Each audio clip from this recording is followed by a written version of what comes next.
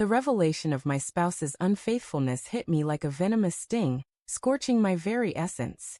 You never imagined that the person you've intertwined your life with could fracture your trust so utterly.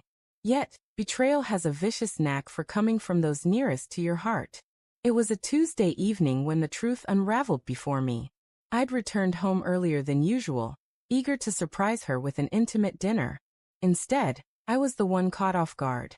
Her phone buzzed incessantly on the kitchen counter, and without hesitation, I glanced at the screen. A message preview set my world ablaze like a spark in a tinderbox. Last night was unforgettable. Your fragrance clings to me still. Time stood still. My hands grew cold, and an unseen force seemed to crush my chest. When she stepped out of the shower, humming without a care, I met her gaze and spoke softly but firmly. I know everything.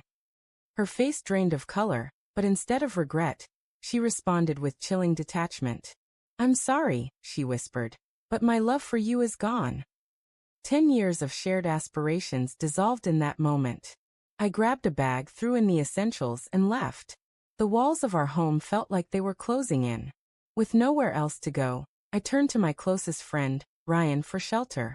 Ryan didn't probe when I showed up at his door, broken and clutching a duffel bag. He simply opened the door wide and said, "Stay as long as you need to." What I hadn't expected was the presence of his sister, Emily, who was also staying there. She'd always been around, a few years younger, compassionate yet incisive, with eyes that seemed to pierce through any pretense. That first night, sleep was a stranger.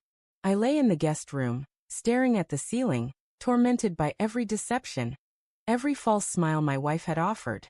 Anger bubbled within me, but I didn't know how to channel it. The next morning, Emily knocked gently on my door. "Care for some breakfast?" she asked, her tone calm yet commanding.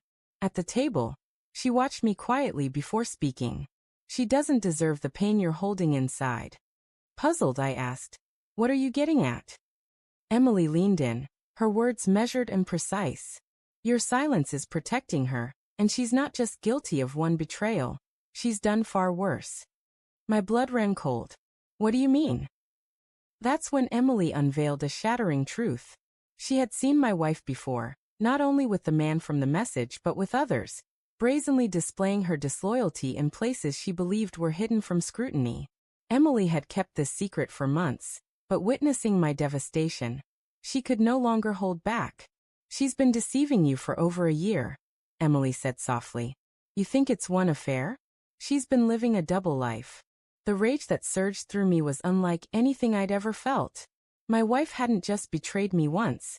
She'd been ridiculing me, making a mockery of our life for over a year. In that instant, my sorrow morphed into a fierce determination for justice. In the days that followed, I stayed at Ryan's and Emily became my ally.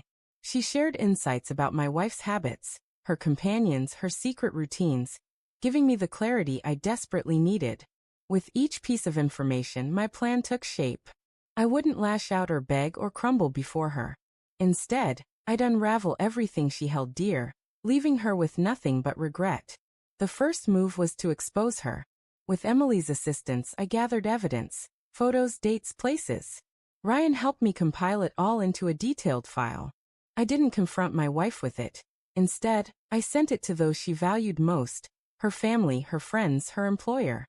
Her carefully constructed image shattered in a single night. The second move was to free myself. She thought she could keep our home, our savings, our life, but I'd already sought legal advice. Armed with Emily's account and the evidence, the divorce proceedings tilted heavily in my favor. When it was done, I had the house to sell, the accounts were divided, and she was left scrambling to rebuild. The third move was personal. My wife believed she'd left me broken, that she could walk away leaving me in ruins. But Emily was there, reminding me daily that I wasn't weak, that her betrayal didn't diminish my value. It sharpened my resolve. One evening, after weeks of planning, Emily and I sat on Ryan's porch beneath a crisp night sky. The stars quiet witnesses above. "You've got everything set," she said. "Are you ready for what comes next?" I nodded slowly. "I'm prepared to show her I can thrive." And thrive I did.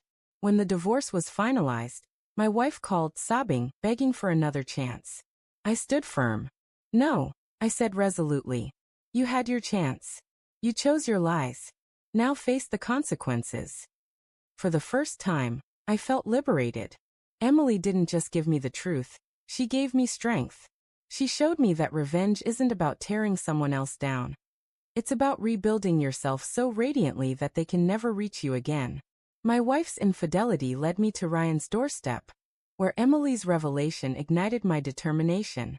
That truth became my blade, honing my will and fueling my fire. She thought her betrayal would break me, but it only forged me stronger. The truest vengeance? Living a life so bold, so fearless, that she'll spend her days haunted by what she threw away. Betrayal wounds deeply, but the one who wields the knife doesn't always come out on top.